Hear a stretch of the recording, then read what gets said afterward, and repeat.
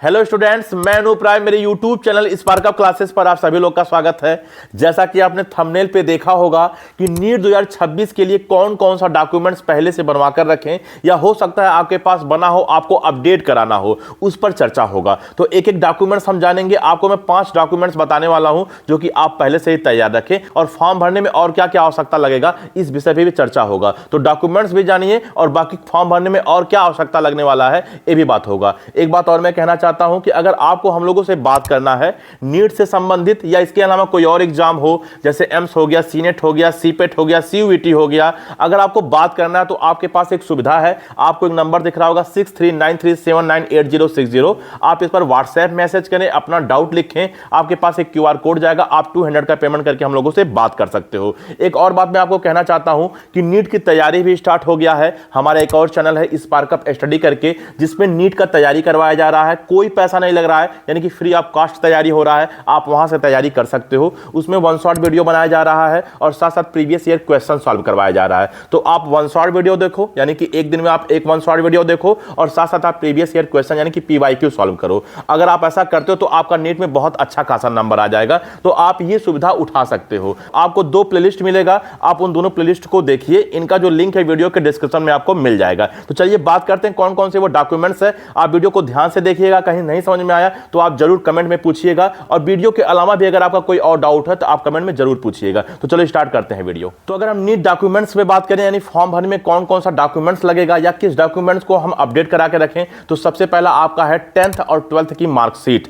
अगर आपके पास 10th का मार्कशीट है तो 10th का मार्कशीट लगेगा। अगर आपके पास 12th का है तो 10th और 12th दोनों का लगेगा। अब आप कहोगे सर 12th की मार्कशीट ना होने का क्या मतलब है? तो हो सकता है कुछ स्टूडेंट क्लास 12th में पढ़ाई कर रहे हो, भाई हो सकता है, ठीक है ना। तो अगर क्लास 12th में पढ़ाई कर रहे हैं, वो 2026 में एग्जाम देंगे, तो फॉर्म आपका जनवरी के लास्ट वीक में या तो फरवरी के फर्स्ट वीक में आ जाएगा। तो तब तक उनके पास क्लास 12th की मार्कशीट नहीं रहेगी, ठीक है ना। तो वो अपीयरिंग में फॉर्म भर सकते हैं, लेकिन उनको 10th की मार्कशीट लगाना होगा। अब आप 10th की मार्कशीट में ये जरूर देख लीजिएगा कि आपका जो नाम है वो सही है कि नहीं है। कभी कभी नाम में मिस्टेक होता है, या आपके पेरेंट्स के नाम में या डेट ऑफ बर्थ में कहीं कुछ गड़बड़ तो नहीं है। अगर गड़बड़ है तो उसको अपडेट करा लीजिए। वैसे 10th की मार्कशीट हो चाहे 12th की मार्कशीट हो, अगर आप कोई चीज अपडेट कराते हो तो बहुत ज्यादा समय लग जाता है, 1-1, 2-2 महीने का समय लग जाता है। तो अगर गलती नहीं है तो बहुत अच्छी बात है। अगर कुछ गलती है तो अभी भी मौका है, आप करा सकते हो, क्योंकि फरवरी में अगर फॉर्म आपका निकल रहा है या जनवरी के लास्ट वीक में निकल रहा है तो फॉर्म का डेट काफी लंबा रहेगा। ऐसा नहीं है कि फॉर्म निकलते ही आप भर लीजिए, आपको चांस मिलेगा। उसमें एक ड्यूरेशन होगा,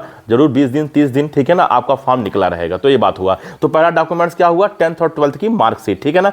दूसरी डॉक्यूमेंट्स की अगर हम बात करें तो कास्ट सर्टिफिकेट, जिसको आप कैटेगरी सर्टिफिकेट भी कहते हो। मैं इसलिए बता दिया, बहुत सारे स्टूडेंट कंफ्यूज होते हैं, सर कास्ट सर्टिफिकेट अलग होता है, कैटेगरी सर्टिफिकेट अलग होता है। ऐसा कुछ नहीं है। आपका कास्ट सर्टिफिकेट और कैटेगरी सर्टिफिकेट सेम है। कुछ स्टूडेंट जानते भी होंगे, कुछ स्टूडेंट नहीं भी जानते हैं। मेरा काम है कि सभी स्टूडेंट को समझा देना, ठीक है ना।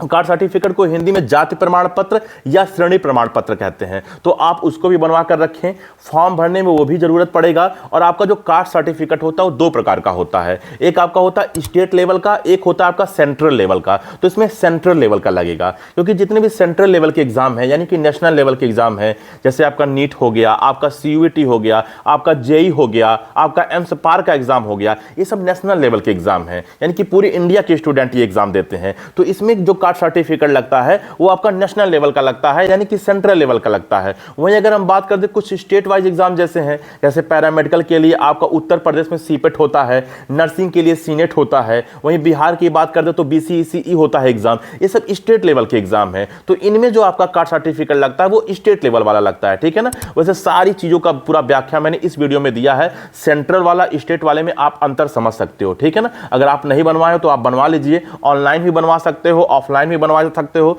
अगर आप ऑफलाइन बनवाते हो तो तहसील में जाकर बनेगा ये, ठीक है ना। तो तहसील से आप बनवा लीजिए, आपका कास्ट सर्टिफिकेट भी लगेगा। और मैंने बोला जो आपको बगल में वीडियो दिख रहा है, अगर आप ये वीडियो देखते हो तो आपकी पूरी क्लियरिटी आ जाएगी, कैसे आप अंतर समझोगे कि स्टेट वाला कौन सा है, सेंट्रल वाला कैसा कौन सा है। वैसे मैं अगर आपको छोटा सा बात बता दूं, जो सेंट्रल वाला रहेगा उसके ऊपर अगर देखोगे तो लिखा रहेगा under the government of India, ठीक है ना। तो वो सेंट्रल वाला रहेगा। अगर सेंट्रल वाला नहीं रहेगा तो ऐसा कुछ नहीं लिखा रहेगा ऊपर, ठीक है ना। तो अगर under the government of India लिखा लिखा है तो इसका मतलब ये सेंट्रल वाला है, यानी कि केंद्र वाला है, ठीक है। तो कास्ट सर्टिफिकेट आप अपडेट करवा के रखें। हाँ, एक बात आप जान लीजिए, अगर आप ओबीसी एनसीएल हो और ईडब्ल्यूएस हो तो आपका जो कास्ट सर्टिफिकेट है वो 1 अप्रैल 2025 के बाद का बना होना चाहिए। अगर आप एससी एसटी हो तो आपका लाइफ टाइम वैलिड है, लेकिन 8 साल से अगर पुराना है तो आप एक बार उसको अपडेट करवा लीजिएगा। वहीं अगर आप जनरल कैटेगरी के हो तो आपका कास्ट सर्टिफिकेट नहीं लगेगा, ठीक है। तो ये बात हो गया कास्ट सर्टिफिकेट का, ठीक। अच्छा, तीसरा हमारी बात अगर हम कर दें तो अगर आपके पास कुछ अगर स्पेशल सर्टिफिकेट है, जैसे पीडब्ल्यूडी का है, हो सकता है आप दिव्यांग हो तो जानते हो दिव्यांग को छूट मिलता है, ठीक है ना, या आप एक्स सर्विसमैन हो अगर आपके पास वो है, या एनसीसी का है, या कोई स्पोर्ट आपके पास सर्टिफिकेट है, तो वो भी आप रखिएगा, तैयार रखिएगा और अपडेट करवा के रखिएगा, क्योंकि वो भी फॉर्म भरने में आपका जरूरत पड़ेगा। उसमें क्या होगा, अगर आप फॉर्म भरने में उसमें अप्लाई करते हो तो जब आपका काउंसलिंग होगा तो आपको आरक्षण मिलेगा, यानी कि अगर आपका नंबर कम भी रहेगा तो भी आपको कॉलेज मिलने का चांस ज्यादा है, ठीक है ना, आरक्षण आपको मिलेगा। तो ये हमारा हो गया स्पेशल सर्टिफिकेट, अगर आपके पास है तो ठीक है, नहीं है तो कोई बात नहीं, ठीक है ना।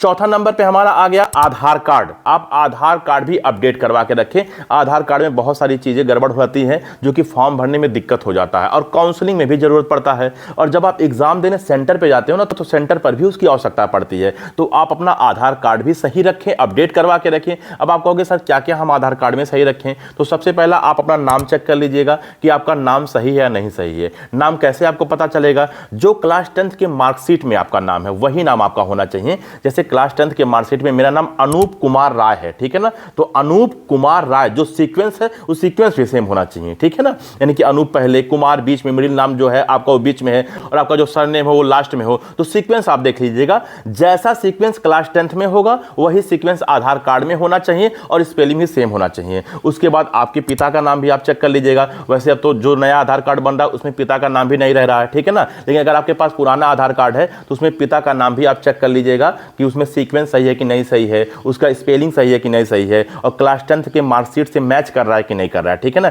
10th के मार्कशीट के अनुसार आपको चलना है। उसके बाद डेट ऑफ बर्थ, आप डेट ऑफ बर्थ भी चेक कर लीजिएगा कि क्लास 10th के मार्कशीट में और आपका आधार कार्ड में डेट ऑफ बर्थ सेम है या नहीं सेम है, ठीक है ना, आप ये भी देख लीजिएगा। बायोमेट्रिक भी आप एक बार चेक कर लीजिएगा, यानी कि आपका जो फोटो हो गया वो आज के आपके लुक से मैच कर रहा है कि नहीं कर रहा है। होता है कभी कभी बहुत बचपन का फोटो होता है, उसमें आप पहचान में नहीं आते हो, तो जब पहचान में नहीं आते हो तो सेंटर पे जाते हो तो भी दिक्कत होता है। उसके बाद जब आप अपलोड करते हो, ठीक है ना, आधार कार्ड, तो भी दिक्कत होता है। तो आप वो भी देख लीजिएगा कि बायोमेट्रिक सही है कि नहीं सही है। उसके बाद मान लीजिए आप थंब लगा रहे हो तो थंब एक्सेप्ट हो रहा है कि नहीं हो रहा है, क्योंकि आप जानते हो कि आधार कार्ड से थंब इंप्रेशन भी आपका लिंक होता है, तो आप ये भी देख लीजिएगा। और एक और चीज चेक कर लीजिएगा कि फोन नंबर जो लिंक है वो फोन नंबर आपका एक्टिव है या नहीं एक्टिव है। एक्टिव कहने का मतलब यह है कि उसमें रिचार्ज रहता है कि नहीं रहता है, वो फोन नंबर आपका होना चाहिए, क्योंकि ओटीपी वगैरह आपके पास जाएगा, और वो फोन नंबर एक अच्छे नेटवर्क कनेक्शन में हो, ठीक है ना, जहां अच्छा नेटवर्क हो वहां हो, क्योंकि ओटीपी वगैरह उसी पे जाएगा। तो फोन नंबर लिंक है कि नहीं लिंक है। एड्रेस देख लीजिएगा कि एड्रेस वगैरह सही है कि नहीं सही है, क्योंकि परमानेंट एड्रेस जहां पे आपका होगा उसी परमानेंट एड्रेस के आजू बाजू ही आपका सेंटर मिलेगा, ठीक है ना। तो आप ये सब सारी चीजें चेक कर लीजिएगा आधार कार्ड में। तो आधार कार्ड आप अपडेट करवा लें, और अगर आपका सब कुछ आधार कार्ड में सही है तो कोई टेंशन की बात नहीं है। नेक्स्ट अगर हम आगे बढ़े और लास्ट की अगर हम बात करते हैं तो फोटो भी आपका अपलोड होगा। फोटो के बारे में भी कुछ आप चीजें जान लीजिए, कुछ नियम कानून उसका क्या है। फोटो में आपको सबसे पहले आपका व्हाइट बैकग्राउंड होना चाहिए, जैसे मेरा पीछे व्हाइट बैकग्राउंड है तो वैसे व्हाइट बैकग्राउंड होना चाहिए, पहली बात, ठीक है ना। दूसरा बात, फोटो के नीचे आपका नाम लिखा होना चाहिए। फिर मैंने बताया कि वो नाम कैसा होना चाहिए, क्लास 10th के मार्कशीट के अनुसार, क्योंकि क्लास 10th का मार्कशीट आपका बहुत मायने रखता है। उसी के अनुसार आधार कार्ड भी देखा जाता है, उसी के अनुसार जो आप फोटो खिंचाओगे, जो नाम लिखाओगे वही होना चाहिए, तो आपका नाम लिखा होना चाहिए। फिर मैं एक बार बता दे रहा हूं, जैसे मेरा अनूप कुमार राय है तो फोटो में भी अनूप कुमार राय होना चाहिए, पहली बात। सीक्वेंस भी वही होना चाहिए और आपका स्पेलिंग भी वही होना चाहिए, और उसके नीचे डेट भी लिखवाना है। अब डेट देखो, स्टूडेंट बहुत कंफ्यूज होते हैं, एक तो होता है आपका डेट ऑफ बर्थ, दूसरा होता है आपका date of photo.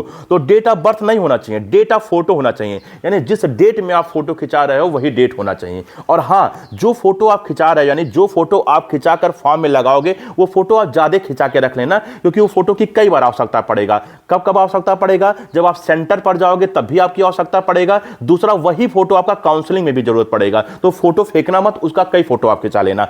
Passport size photo होना चाहिए। आप जानते हो फोटो में भी 2 साइज होगा, एक पासपोर्ट और एक पोस्ट कार्ड, ठीक है ना, तो आपका पासपोर्ट साइज फोटो होना चाहिए।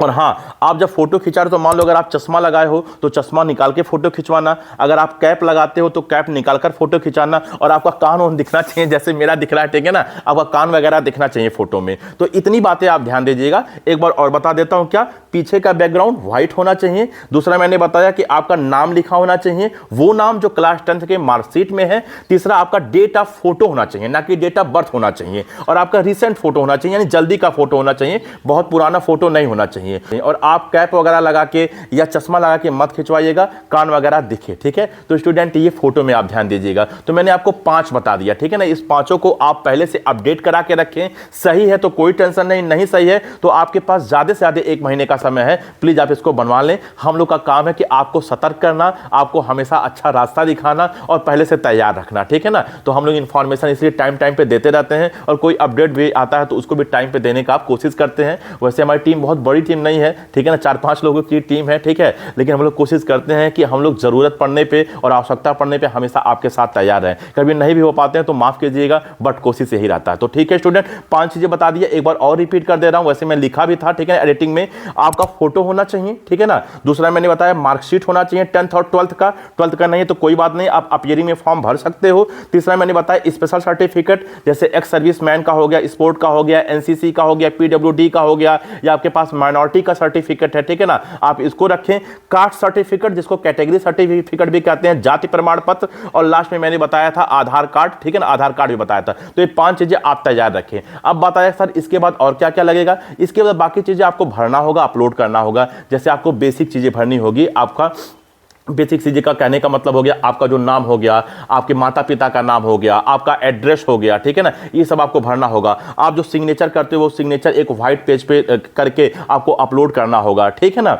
उसके बाद आपका थंब इंप्रेशन लगेगा। तो ये सब चीज़ें तो आपको लिखना होगा, भरना होगा, ये सब फिल करना होगा। लेकिन बाकी जो मैंने आपको सर्टिफिकेट बताया 5, वो 5 आप बिल्कुल तैयार रखिएगा स्टूडेंट, ठीक है। समय बहुत कम है, 1 महीने का कम समय बचा हुआ है। अगर आप अभी से भी बनवाना चालू करते हो और सब कुछ सही करवाना चालू करते हो तो बिल्कुल हो सकता है, क्योंकि मान लीजिए 15 दिन 20 दिन या 1 महीने में आपका फॉर्म आए, तो फॉर्म ऐसा नहीं है कि आया और उसका डेट तुरंत खत्म हो जाएगा। जरूर 15 दिन 20 दिन 1 महीने का मौका रहेगा कि आप फॉर्म अच्छे से भर सकते हो। तो ठीक है स्टूडेंट, इस वीडियो में इतना ही। मैंने स्टार्टिंग में एक बात बताया था कि अगर आपको किसी भी प्रकार का हेल्प चाहिए, मुझसे, सुमन मैम से, किसी से अगर आपको बात करना है तो आपको एक नंबर दिख रहा होगा 6393798060। आप इस पर बात करके अपना डाउट क्लियर कर सकते हो। वो डाउट चाहे नीट का हो या नीट के अलावा कोई भी एग्जाम हो, आप वो डाउट क्लियर कर सकते हो, ठीक है ना, पहली बात। दूसरी बात यह है कि हमारा एक और चैनल है स्पार्कअप स्टडी, जिसमें फ्री में पढ़ाया जा रहा है। 1 शॉर्ट वीडियो पढ़ रहा है, प्रीवियस ईयर क्वेश्चन बन रहा है, 2 प्लेलिस्ट बनाया गया है, जिसमें एक में तो 1 शॉर्ट वीडियो जा रहा है और दूसरे में प्रीवियस ईयर क्वेश्चन जा रहा है। तो आप एक दिन 1 शॉर्ट वीडियो देखिए, उसका प्रीवियस ईयर क्वेश्चन लगवाइए, क्योंकि जिस दिन आप वीडियो देखोगे आपका कॉन्सेप्ट क्लियर रहेगा।